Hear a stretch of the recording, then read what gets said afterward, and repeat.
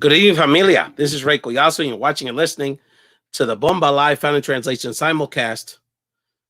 Thank you so much for joining us. This is such a very special edition to the show. Please, I know I always ask you, but this time it's really important that you share this with all your friends, especially our people from the north side, the 215, the 267 for you youngsters. This is a very special edition, and I want to make sure all of our friends have the opportunity live to not only have a conversation with a contemporary in a Philly context, really almost like family, really, and a real homegirl from our community, but also from an American lens, a Latino lens, a Puerto Rican lens, one of the great literary giants of our era. And so this is, and just so much more packed into this conversation. Again, thank you so much for joining us on this very special episode. Either watching this as a live show on Facebook, Instagram, YouTube, or Twitter, as a YouTube show, as an audio show for my audio files. The original BombaLive Found Translation is and remains a podcast. So for audio files, and of course our radio audience at WPPMLP 106.5 FM in Philadelphia, the city that loves you, the city that loves you back, the city of brotherly love, con cariño, con amor. And just so excited to have this conversation later on the show. I know from my movie files and our Lin-Manuel fanatics, we're just really excited to have this author and really literary giant with us to talk about In the Heights. We'll certainly get to that and talk about our very special guest participation in Bomba Live 2 coming up June 12th. But first, let's just introduce her, a great friend to the show. Quiara Alegria Hudes is the Pulitzer Prize winner for with Water by the Spoonful. She has a new memoir out. Young person have a new memoir out. That's going to be my first question to her. My Broken Language, screenwriter, script writer, of course, now the screenwriter for In the Heights, what's soon to be a seminal movie in the canon of Latino cinema, coming out June 11th. And just a girl from West Philly at the end of the day, Quiara Alegria Hudes. Welcome to Bomba Live. How are you? I'm just a girl from West Philly, and I'm good. I'm happy to be here. Can I tell you that I've stressed for about 10 days now saying your name? And the irony of it, it's the English name that I'm struggling with. I'm like, Quiara, I think I have that. Alegría es fácil. Alegría. That's the hardest part because you start with Quiara. It's super easy. You don't, you Alegría. Yeah, but then you got to pivot and you got to go into like an Eastern European pronunciation, which is Hudes. Hudes. You got to like roll it. So I did mess it up. So I've Hudes. There you go. So for 10 days, it's Hudes, Hodes, Hudes, Hodes. Yo no sé. Anyhow, Quiara, thank you so much for joining us. We really appreciate it. Again, one of the things I love to do, and I'm really lucky because I'm able to sort of live very much kind of like a Philadelphia area Latino life and do work nationally in my political stuff. And so I'm in and out of DC a lot and, in and out of a lot of places, bouncing around the country with my national political stuff. De corazón, I'm a Philly guy and a Philly Latino, Philly Puerto Rican. And I love showing off about our Philly people. So when somebody pops up somewhere, the boxer or an actor or somebody, I'm like, Nelson Diaz, whomever, Nancy, all our friends. I'm like, where they're from, right? And so when I start dropping trivia questions like, who's the first Puerto Rican ever won a Pulitzer Prize, or who wrote the screenplay for In the Heights, they're like, oh no, it had to be somebody from the Bronx or somebody from Puerto Rico. I'm like, fíjate, no. 215, baby, 215. Baby, Quiara, thank you so much for joining us. There's a lot to get to this conversation. I believe it's a historic conversation on a lot of levels. Why don't we just start with this? We'll start with the simple stuff, and I definitely want to take a deep dive. I've been enthralled with your book, My Broken Language, for the last few weeks, and just really enjoyed reading it, and we want to get into that, and obviously we'll get into In the Heights. Not only, a project to really put you on the map in pop culture in many ways. But I guess my first question is, you're known for, being a fiction writer with all the different types of writing that you do. And then as a young person, you write a memoir. So why did you feel at this point, because all the other stuff you got going on with your other projects, and you knew this film was coming, you have another animated film you're working on, I saw.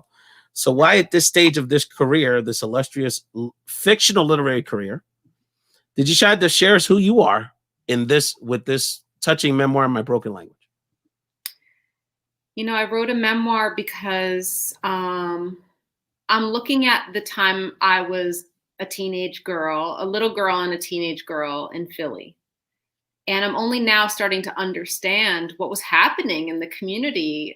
These are the years when I was a teenager, Bachata Rosa came out. So I'm learning about how we celebrate. I'm learning about how we love. I'm learning about how we dance together. These are also the years when there was silence equals death posters all over the city. And our community got hit hard by AIDS. Our community got hit hard by crack cocaine. And so I'm learning how my Boricua family loves and how we celebrate and how we live life to the fullest at the same time that I'm learning how we suffer from these ills of society, you know, and I didn't understand it while I was going through it. None of us did. We were just trying to understand what was happening in the community. But now with a few decades of hindsight, I can see better. I'm trying to make sense of our history as Philly Ricans. You know, and Philly is so diverse, but it's also one of the most segregated cities in the nation. And because I'm biracial, I'm white, I'm come from brown Boricua women, like I lived that segregation was actually my life. I was in the white community. I was in El Barrio, and I saw the beauty of that because when you're with your people, your culture flourishes and thrives together and it grows together. But there's also this other thing that happens. Philly is the cradle of this nation. It's where the words were written. We hold these truths to be self-evident. You know, I would walk by those buildings after school. I would walk by Independence Hall after school, you know.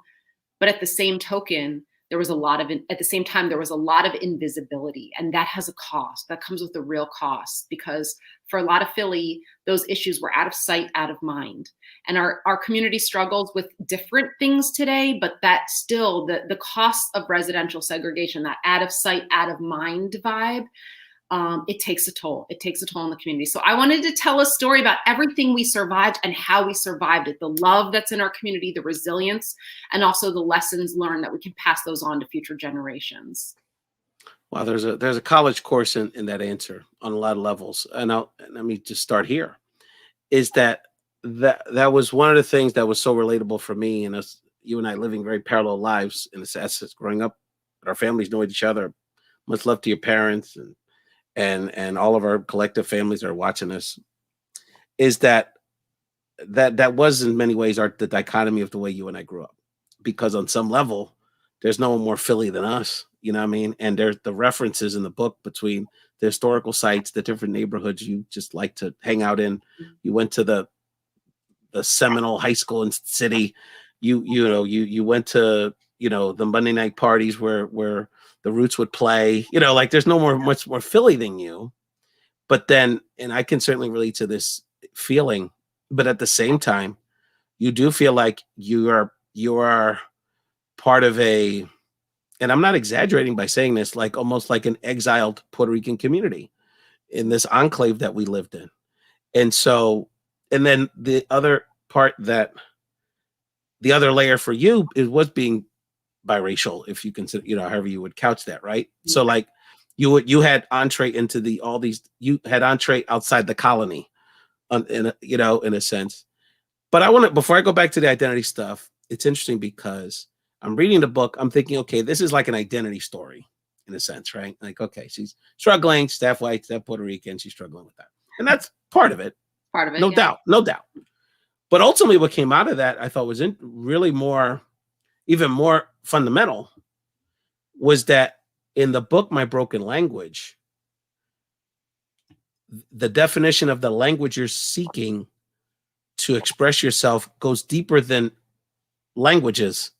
So can you talk about how, whether it was the way you expressed literally the languages that were part of your life, English, Spanish, blah, blah, blah, or the tools you would use to express yourself come together in My Broken Language? Yes, I would love to talk about that. So I want to show your people. This is what my book looks like. It's called My Broken Language. And I talk about, you know, the obvious part that I think we're all more familiar with a little bit is, you know, my mom and pop came over from Puerto Rico at different ages, but Spanish was their first language. English, I'm much better in English.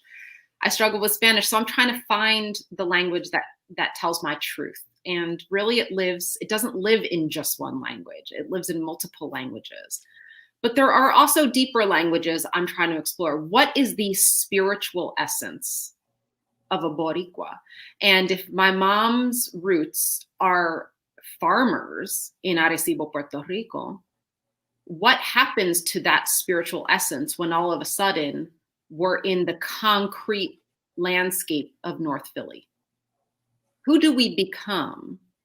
How do we carry the earth with us when the earth ain't around us? Because when mom came over in the 60s, they started out in the Callow Hill area, Mount Vernon, 22nd Street. There was the big mural of the Statue of Liberty, and she had the flag in her crown.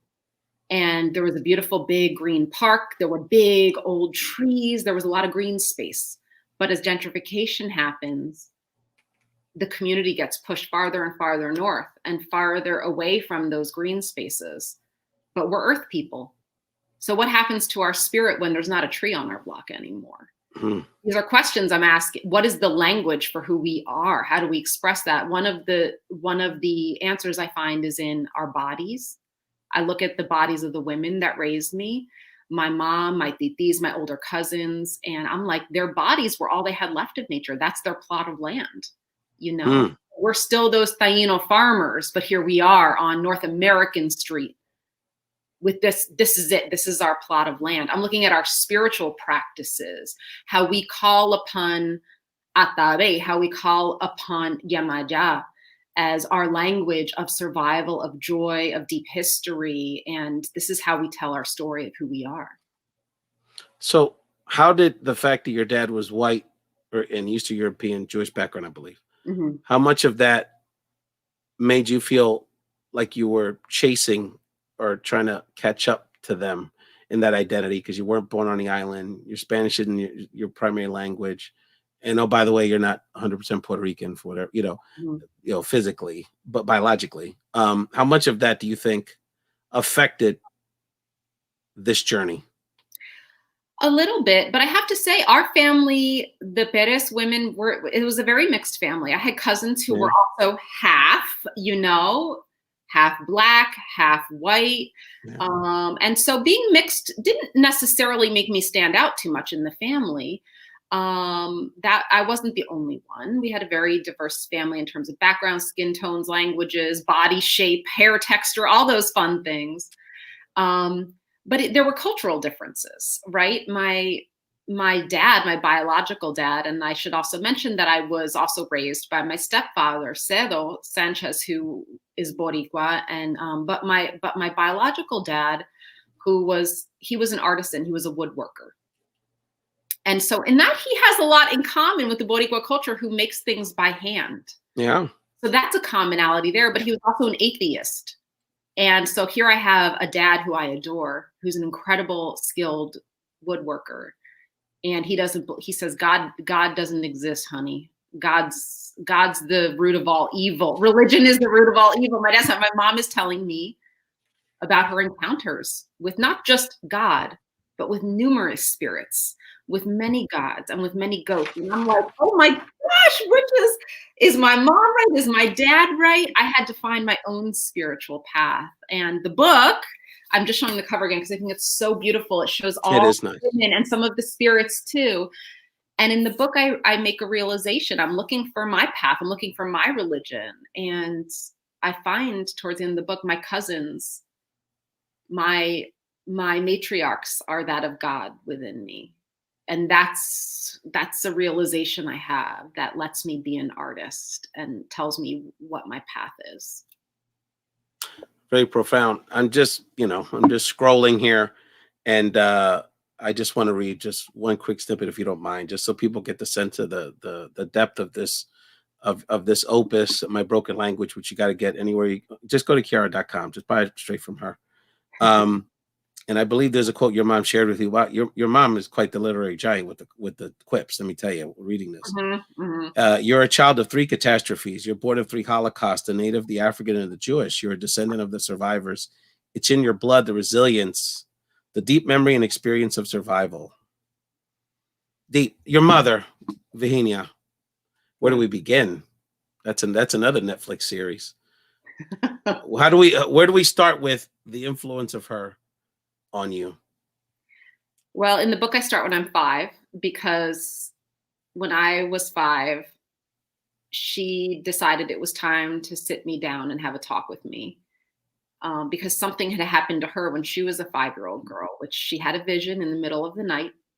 This was in Arecibo, Puerto Rico, that one of her elderly neighbors had died. And he came to her and he visited her bedside. And he said, Virginia, alert everyone, inform everyone. And she was terrified. She woke up screaming. And her parents came in and said, what happened? What did you see? What did you see? And she said it was Don Genaro. And they were freaked out and they ran to Don Genaro's house and he had already passed. So that was a vision my mom had at 5. So when I turned 5, she looked at me and she said, if anything like that happens, you don't be scared. You just talk to mommy. But I said, Mommy, I've never seen anything like that. I never had dreams like that. She had a really different gift than me. So even at that age, I was aware I'm in the presence of a giant and I experience the world differently. And I wish I could be like her, but I'm not like her, you know? So it was this vibe of like, oh my gosh, she feels life in a different way than I do, which made me sad, but also made me totally in awe of her at the same time. I know Virginia is a very special person, and it's so interesting because you know people, but I mean, and I encourage people, trust me, I don't know you as well as other people, but I know the family pretty well. My broken language is unfiltered. This is not, there's no made up names, there's no made up characters. This is the real deal. And it's so raw and it shows, you know, amongst many things, it shows your mom's resiliency and her brilliance. Like I said, just the wisdom. And there's just so many quotes and moments that are pivotal points in any young woman's life that you experience with her. And you two are really a package deal in so many ways. And it's just that relationship alone is worth checking this out. Well, in your mom's honor and for that generation of Puerto Ricans, we're going to play our first break here. We're going to play a brief clip of Fabiola Mendez. Fabiola Mendez, Quiara is an amazing young cuatrista, Puerto Rican cuatrista. She's the first cuatrista to ever graduate from the prestigious Berklee College of Music, which obviously you're aware of. So Fabiola is incredible. So we're going to play. She played for us in our special Parranda edition last December. So we're going to play a little music and come back. And I want to talk to you more about my broken language. And really, this is very interesting, which I didn't know. Again, I'm learning about you. How music plays into this, which obviously is a prelude to the In the Heights conversation. We're talking to Quiara Alegria Hudes. Hey. I am not getting the gold star today. Hudes, about her incredible, just her incredible career as, again, you know, one of the great literary giants. It's not an exaggeration. In fact, she's a Philly Puerto Rican. Just puts icing on top of that. We're gonna hear a little bit from Fabiola and be right back with Quiara. Holgorio, porque Holgorio está bien encendido. El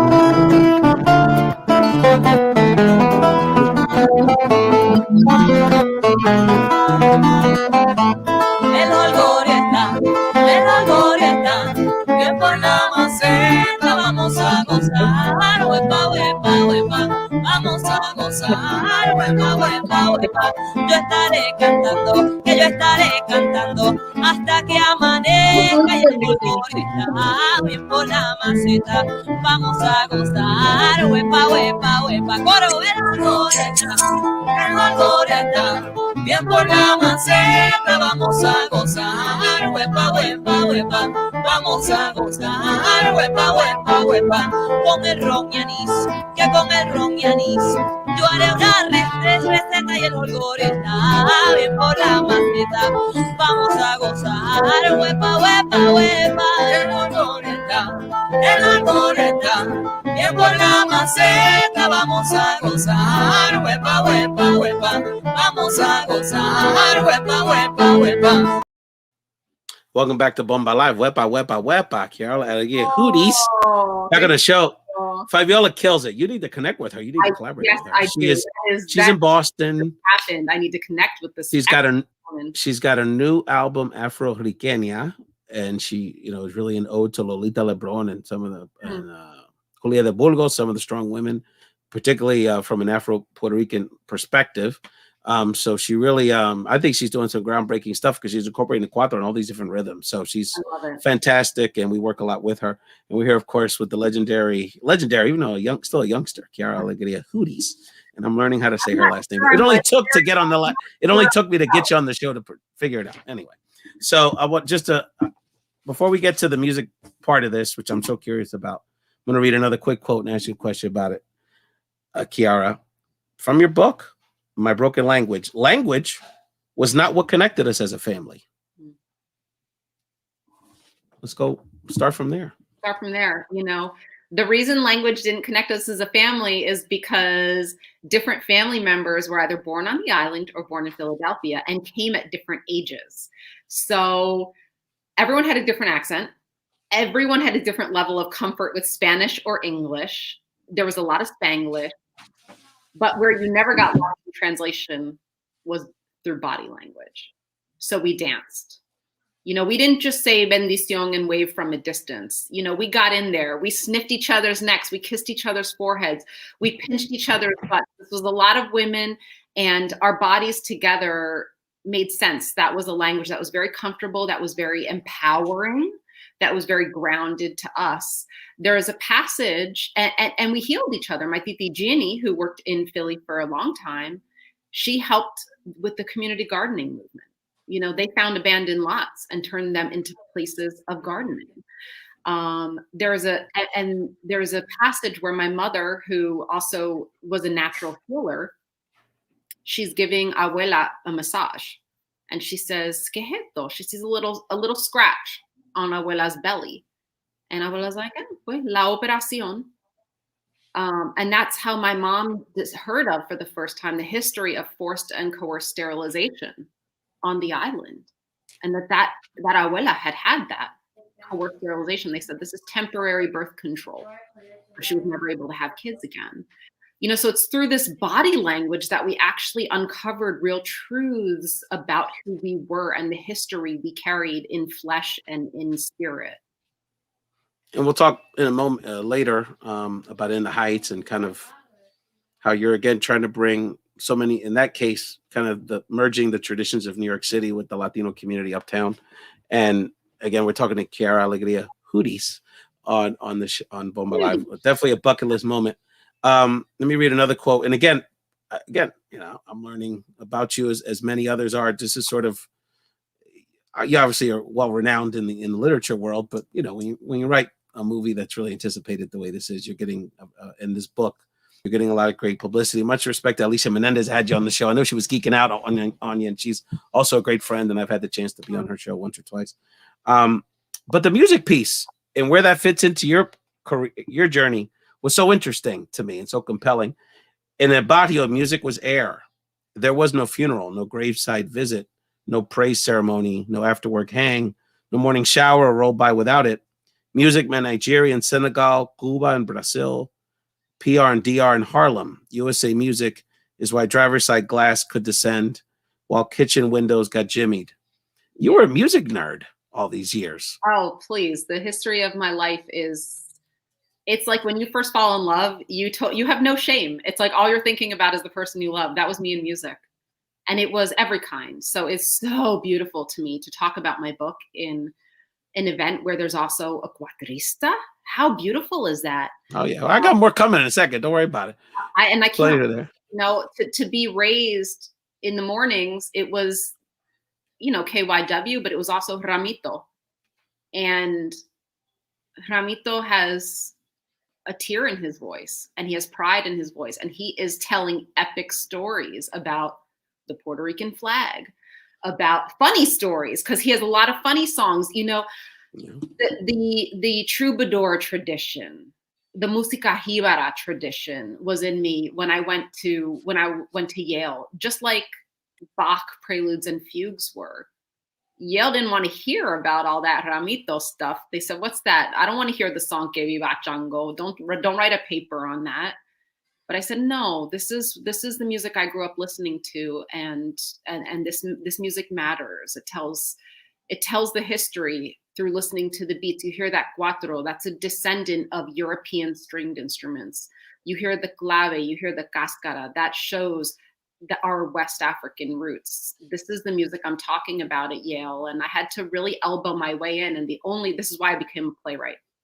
The only way that they would let me study this music at Yale is if I wrote a play that was about these cultures. And therefore, well, that's my only choice because that's what the play is about. And I'm writing music for it. So actually being a playwright was a weird trick to get to bring my Boricua musical self to Yale. Wow. It's so interesting. Well, you wrote your way out in that sense. Ironically, it's so interesting because I started the show as an audio show. And this is in 2013 when I didn't have a friend that listened to podcasts. I didn't know anyone that did one. It took me 31 episodes to get it on iTunes. I had them on SoundCloud because I couldn't figure out. I'm so technically bad at this stuff. I couldn't figure out how to get uploaded on the iTunes. I didn't have an iPhone. I didn't have anything with Apple on it. And the reason I did it was out of guilt. And the guilt I had was that I felt I had like this VIP pass to this world that you and I are in. Yes. Because the rest of the world, the Philly world, a lot of our folks really didn't have full access to it. You and I did, but we had we went to school. We were living in a mainstream society, but we had this like VIP pass to this Puerto Rican world and this Latino world and this invisible people world. I know you had friends that were Vietnamese. I can relate to that. Filipinos. We grew up with so many different types of people, right? And that were voiceless. And I said, you know what? I know so many people like Quiara that we grew up with and around the country. Others deserve to hear their voice because they've inspired me all these years, including people like your parents, and they deserve that opportunity. And so it's so interesting because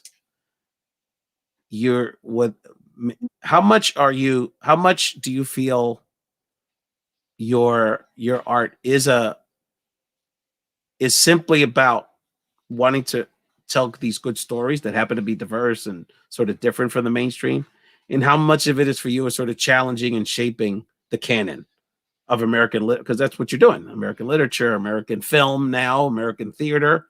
So how much of it is political and how much is like, no, I just want to tell good stories and what nobody else can tell if I don't write it? Listen, when I got to Central High, the books they assigned me were about, it was like, okay, I'm reading Death of a Salesman. I'm reading Romeo and Juliet. Are you still there? I think I lost you for a second. Are you still there? No, my friend, I'm just giving you the floor. You're fine. I'm listening to you. No. That's right. And when I do the social media clips, I want to have you. What screen is a good answer? So I'm gonna get out of you. I'm here. Don't worry about it. You're good. StreamYard. Don't worry about it. The science is incredible now. So I'm reading Macbeth, which is a Shakespeare play full of witches. Okay. And I'm like, first of all, I know some brujas and they're badass and they got a lot to teach and they're cool and they ain't like these witches that Shakespeare has. So I knew, I was like, we're invisible, yes, to some people, but to ourselves, we're very visible. And the stories are beautiful and they're awesome. And I was like, I got to tell these stories, man, because we belong up there next to Shakespeare. We belong up there next to Richard Wright, next to Ralph Ellison. I loved American literature. And I said, we are on that shelf too. I used to sit on Abuela's steps on North American Street. And I used to watch the action. I used to say, this is the best book I've never read. So I would just watch. I didn't think I was going to write it one day, but I did because I saw, the first book in English I read by a Boricua writer was When I Was Puerto Rican by Esmeralda Santiago. I said, damn, if she could do this, I can too. And hers was a Nuyorican experience. And I said, well, I got a Philly perspective. It's a little different. So I said, I have to throw our story into the ring. We earned a spot on that library shelf. And even though we're Americans, we are part of this nation, we also have a distinctive history and a distinctive culture. It's so incredible because on some level, this book, My Broken Language, is so universally relatable because it's so American. I mean, Philadelphia, you can't get any more American than that. And again, the references, I'm just so impressed by your courage for it to be so authentic. and the Porky's Point references, and you're no, I grew up little across with Porky Point, like two. I mean, You literally, made too many videos growing up. literally, it's been a Dominican hair salon for 20 years, but in the old days, I was there, and the obviously tons of personal stuff about you growing up and your family and your mom's spiritual journey, your family's spiritual journey, your spiritual journey, and it's just so quintessential. But all of it is who we are, and I think that's always kind of the thing that's hard for people to understand, even well-intentioned people. I just remember going to Roman Catholic, and that was kind of the first time I got out the hood. I grew up in Hunting Park, and it was pretty segregated, similar to the way you grew up. And then I think, there was the last white kid that couldn't get out the neighborhood was in our class, and a couple black folks and a few Filipinos, and the Chinese person whose family owned the store. That was the neighborhood. And then when I went to high school, in the mainstream world of Philadelphia, they just couldn't I mean, as ridiculous as that sounds, like, how do you speak so well? And then how do you speak so well? And then why do you care about, okay, so if you can move in our space, why do you care about this culture that you're from and this other language and celebrating things that we don't even find worthy of acknowledging, like our community? So it has been the art, even just living is a statement the way we are. And not everyone chooses to be that way. And that's kind of one of my messages. And I think one of the reasons I'm so proud to have you here is that I want our folks to understand, if they don't, hopefully they do by watching this, but I think they gravitate to this kind of content because there's nothing wrong with that. All of it. You could be as Philly as we are, and as proud of our local roots as you are, but that doesn't take away from being proud in who we are as is. So if we want to speak Spanglish, if we want to listen to Spanish music, that doesn't take away from the fact that, you could also be a, Yale graduate and an accomplished author and successful and just be yourself. And that's one of the things I really admire about you, because obviously you didn't have to do it this way, and you chose to do it this way to tell deeper truths that are not normally part of the canon that you're involved in. So just really thank you. I had to leave home to discover that a little bit. There's a part in the book where my writing teacher in Providence, Rhode Island, I'm in my 20s, and she says to me, your Spanish is broken, so write your broken Spanish. I was like, lady, I can't do that. I'm ashamed of that. The world does not need to see my broken Spanish. She said, oh, yes, they do. And it was the first time someone gave me permission to claim my brokenness, to claim my incompleteness, and to make music out of that. And then when I looked at it, I thought about my mom's broken English. And I thought, well, damn, my mom's broken English was gorgeous. And so was my cousins, and so was my aunts. And they did really good things with that broken English. If I respect them for what they've done, why can't I make music out of my broken Spanish? And this writing teacher, she said to me, just look at Shakespeare, sweetie. I'm not telling you anything new. She said, Shakespeare made up words. He made up over 1,000 new words in the English language by breaking it. And I said, I can do that. I know how to do that. So it took me leaving home to find the permission to actually be proud of those things and make them what my art would be. The three biggest subjects that get the strongest response, and they all come together in this conversation, Quiara.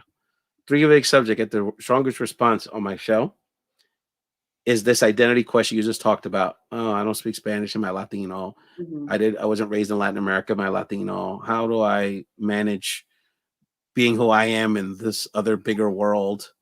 The having one foot in the hood, one foot out struggles. Mm-hmm.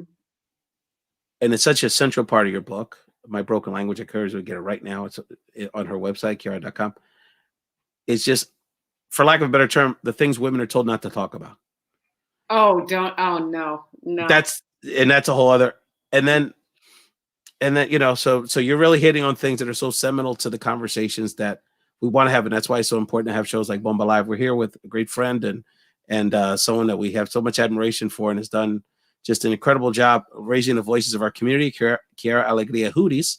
And we're going to hear Quiara from someone that's going to be a big part of BombaLive 2. And when we come back, we're actually going to talk a little bit about your role on the show on June 12th, and then get into, of course, the conversation about In the Heights. And again, everyone needs to buy My Broken Language as soon as possible. Just go to Quiara.com or anywhere you buy books. Let's hear from a friend about BombaLive, and we'll come back with Quiara. We are going to have amazing contributors to the community. We're going to have such amazing talent. And I'm putting it out here now live. I'm calling all of you, all my friends. We're going to do this. So look into my eyes and just say yes. So all of you are watching it. We're going to have some amazing talent. I think to a couple other listeners. I did. I can't. I'm like, listen, right there. I like that. I'm talking to you. Yes, my friends. Okay. You all know who you are, my freestyle friends, all my salsa friends. We're going to do this. This is going to be a great collaboration. And I'm excited. I'm excited to actually be able to meet these community leaders and these impactful people that, because so here's the truth, okay? This is the opposite end of the spectrum for me. I hang out with freestyle artists and other artists and entertainers. That's my life.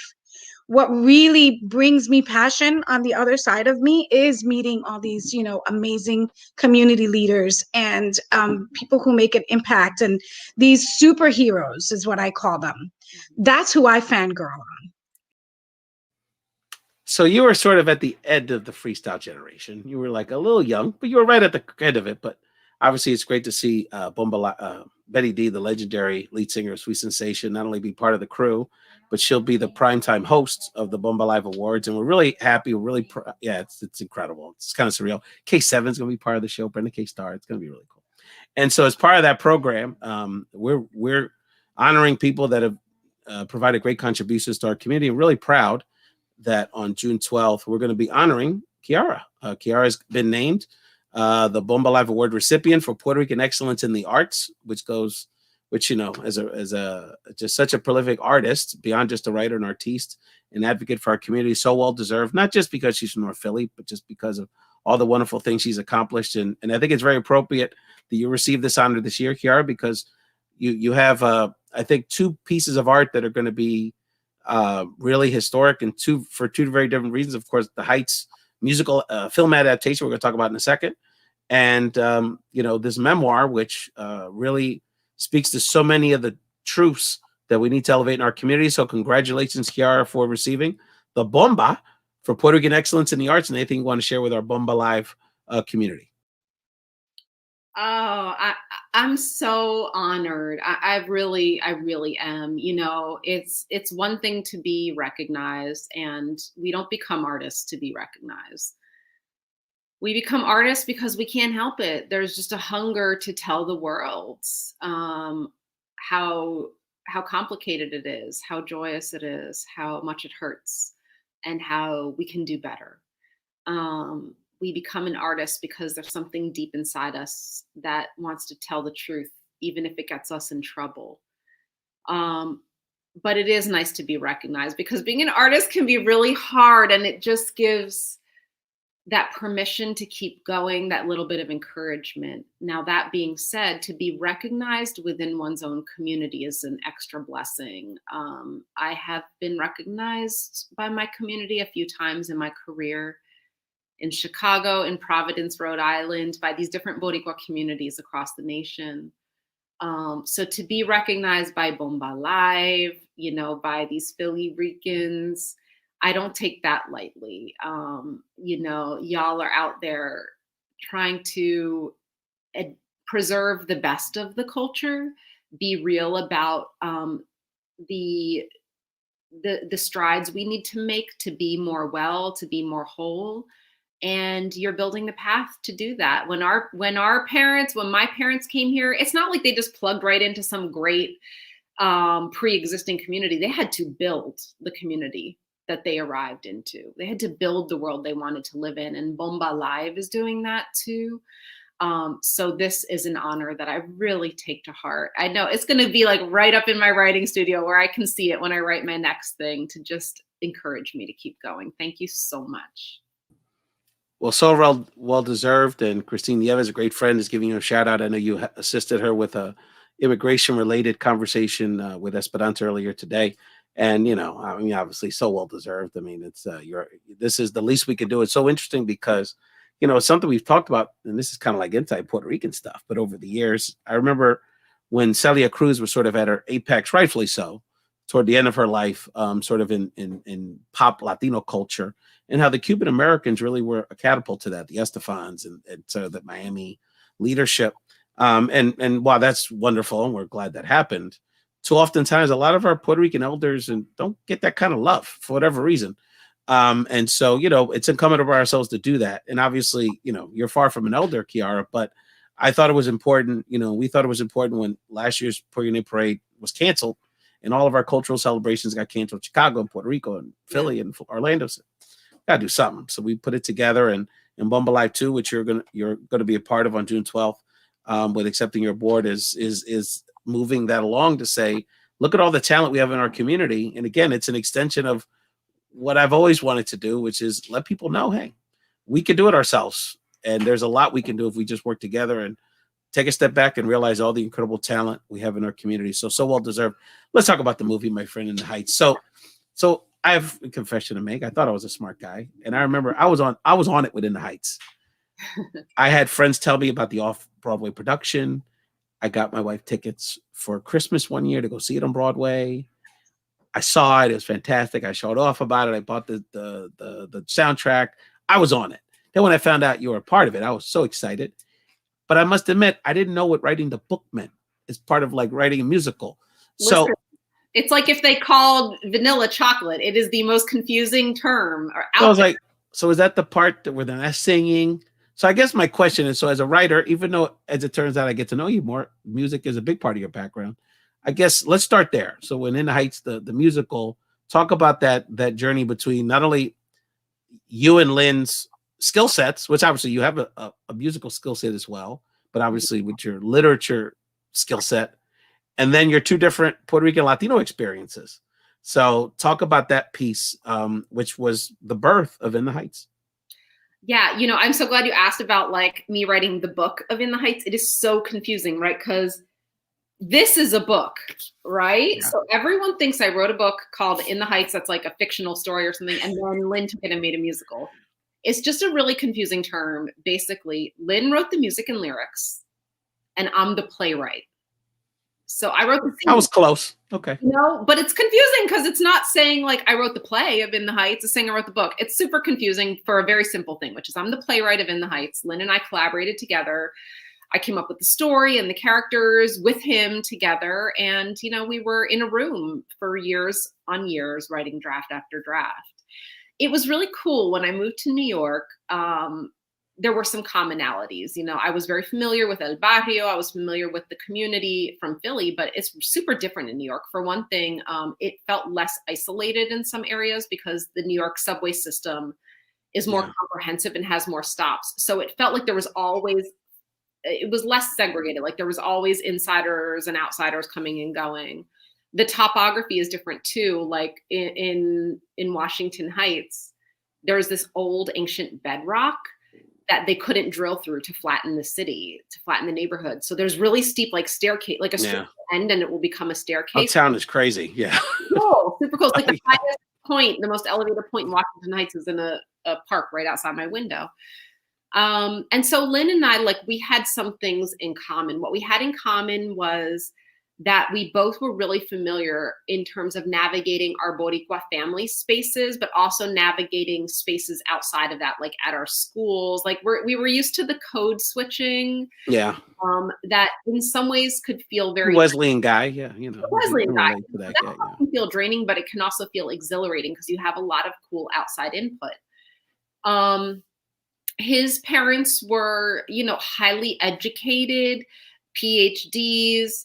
My parents had a more humble educational background, but they continued, they're very smart. My parents were some of the smartest people I've ever met. And so they continued their life education to this day.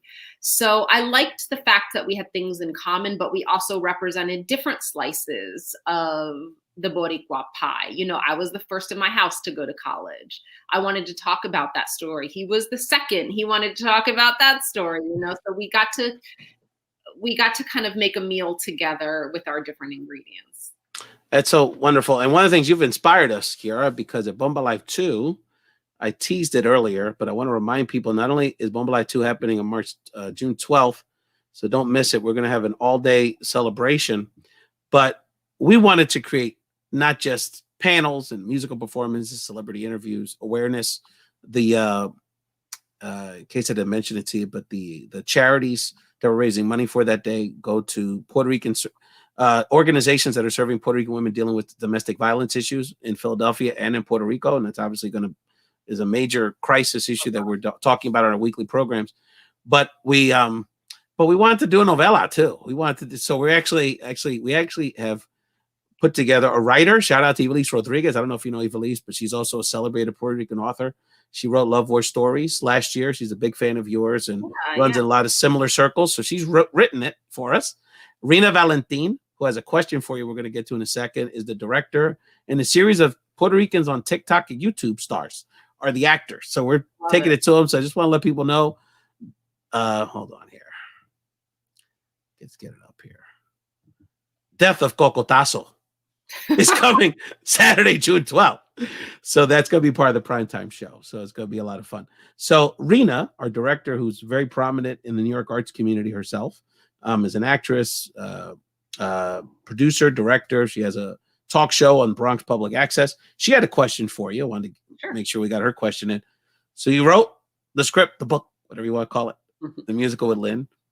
How was the process? I would imagine the process, she would imagine, and I would imagine too, that the process of converting it into a film was pretty daunting. So tell us about that process of that adaptation.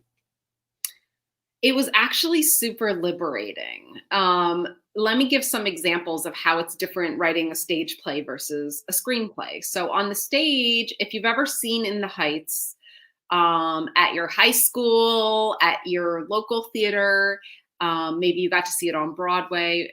If you've ever seen In the Heights, it's a unit set. That means the set stays the same the whole time. So it's the block and it's the outside of the block. So there's an abuela figure, Abuela Claudia, and she comes and she's kind of the adoptive mother, the adoptive matriarch of the whole block. So she gives life advice and life lessons to the younger generation on the block. But on screen, you can go inside Abuela Claudia's living room. You can see the arroz she's cooking on her pot, on her stove. You can see the ropa vieja, she's Cuban, that she's cooking.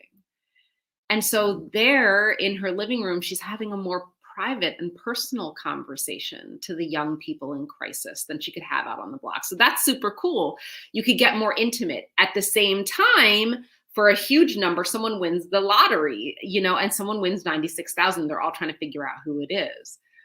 Well, on stage, that's a big dance number. But on screen, it's like, where's the most exciting place we could do that? Because In the Heights is set during the summer, and it's the hottest day in New York in July.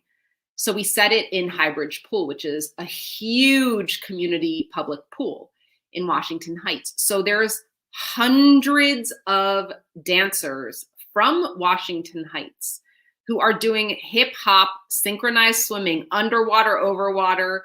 So the film gives an opportunity to both get more intimate and personal, and also to get way bigger in terms of the canvas we're painting on. So I was really excited about that challenge. And I think John Chu, our director, did a phenomenal job. He's not Boricua, no es Latino. He's a Chinese American, first generation born here. His parents came from China and started a Chinese restaurant in the Bay Area. And he really related to that story of being the first generation born here. He said, this is my story too. I said, well, come on, then let's make some art. One of the things that came out of when we had an episode dedicated to it, and we did some other content on other platforms, was during it's still not over, but this rash of anti-Asian hate that's happened around the country. And we had conversations on the show with Asian American leaders, and one of the things that came out of those conversations was a beautiful conversation around, somos como primos, especially our Filipino brothers and sisters culturally are really, really similar. But just across the board, the sense of family, the immigrant story, kind of like the colonized story, if you will, kind of living in these enclaves. So, I could see where it's, without seeing the movie yet, I'm sure that collaboration went off really well. And he's beyond anything. It's just such a highly regarded director anyway. What else would you like to share about In the Heights? I mean, obviously, I'm really excited for the cast members, Anthony Ramos, Leslie Grace, bachatera and singer. Jimmy Smits is like, you know, another legend. That's a part of working with him is a whole other conversation. I would imagine Daphne Rubin Vega will actually appear on BombaLive too. Yeah,